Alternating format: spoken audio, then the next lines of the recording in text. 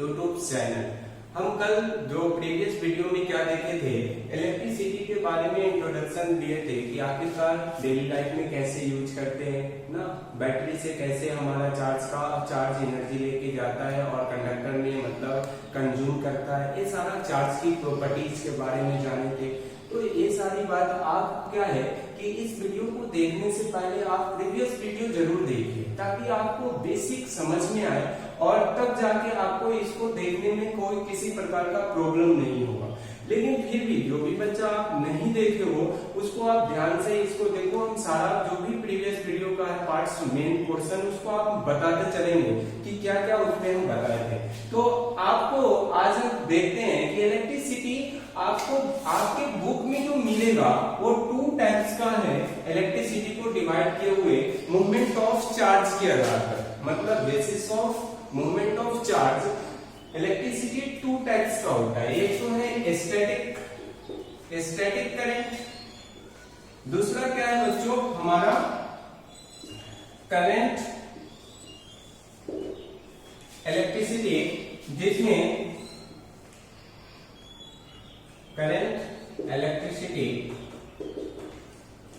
इसमें क्या होता है कि चार्ज हमारा रेस्ट होता है एट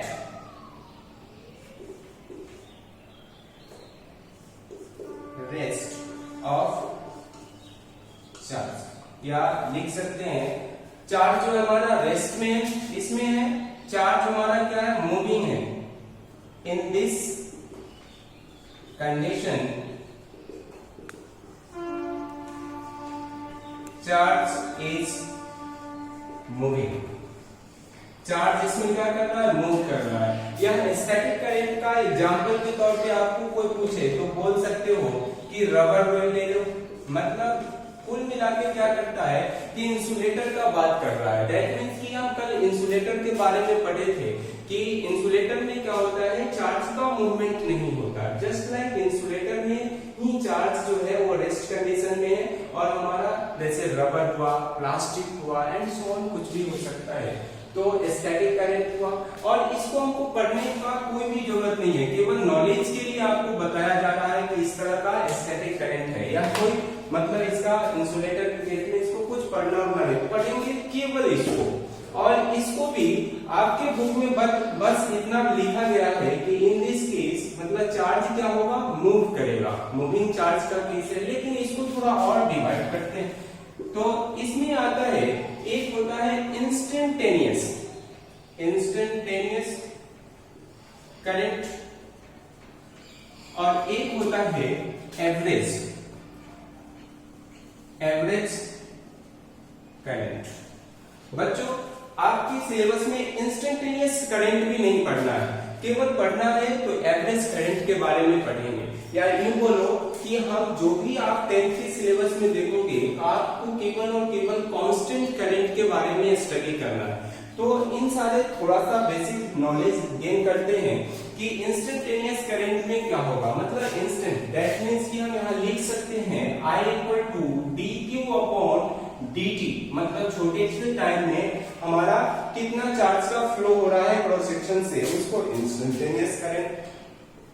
I एवरेज हम लिख सकते हैं क्या कि ΔQ/ΔT, इसी को हमें पढ़ना है। यहां से देखना I एवरेज लिखोगे क्या कि Q2 - Q1 लिख सकते हो अपॉन का T2 - T1। आपको इसी करंट के बारे में पूरा पढ़ना है और थोड़ा देखते हैं कि आखिरकार इसमें क्या क्वेश्चन कैसे बनता है। तो क्वेश्चन के लिए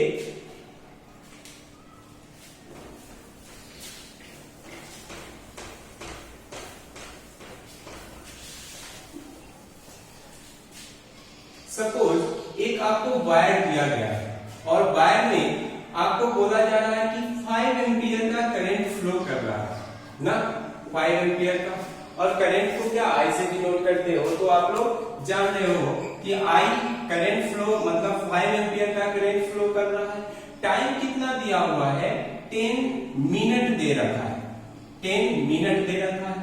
तो आपसे पूछ रहा है कि इस वायर से कितना चार्ज का फ्लो हो रहा होगा, मतलब फाइंड कर रहा है, फाइंड द क्यू मतलब चार्ज फ्लो,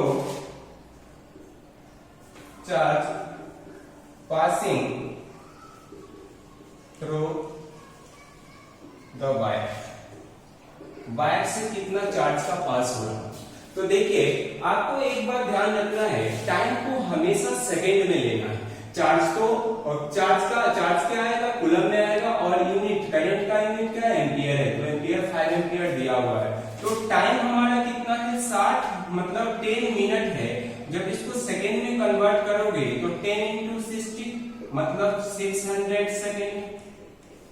और क्या पढ़े हैं कि I इक्वल टू क्या होता है बच्चों, Q अपॉन T होता है। तो Q हमें तो निकालना ही है, करंट दिया हुआ है तो करंट 5 एम्पियर है और Q निकालना है, और टाइम कितना है 60 सेकेंड है, मतलब 600 सेकेंड है। तो यहां से Q इक्वल टू कितना होगा, 300 मतलब 635, और इतना कूलम चार्ज होगा, मतलब 3000 कूलम चार्ज का क्या होगा 10 मिनट में वायर से ट्रांसफर होगा। तो इस तरह से आपको क्वेश्चन आएगा, और एक जब और क्वेश्चन डिफिकल्टीज बनेगा, जैसे ही आप कूलम्स लॉ मतलब क्या है ओम्स लॉ आप पढ़ लोगे तो उसके बाद क्वेश्चन बहुत अच्छा बनेगा। तो हाँ अभी तो ये बेसिक है। मान लो कि एक और करंट ऐसा है, चार्ज दिया हुआ है। क्वेश्चन दूसरा देखना, एक Q इक्वल टू दिया हुआ है t² प्लस का 2t प्लस का 5 ऐसा दिया हुआ है, और कह रहा है find the current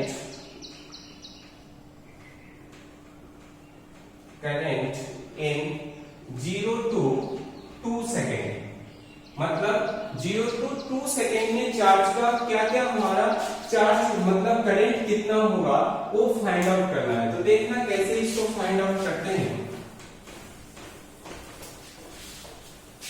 first one, ये हमारा चार्ज दिया हुआ है टाइम के टर्म में, मतलब वेरिएबल है, जैसे जैसे टाइम चेंज होगा वैसे वैसे चार्ज भी चेंज होने वाला है। लेकिन आपको यह ज्यादा इस टाइप का क्वेश्चन आएगा नहीं, बोर्ड एग्जाम में आएगा नहीं, आपको केवल कांस्टेंट करंट के बारे में ही पढ़ना है। फिर भी इसको थोड़ा सा जान लेते हैं आखिरकार है क्या। तो charge Q at time t0 पे हम चार्ज क्या होगा वो Q1 से डिनोट कर रहे हैं।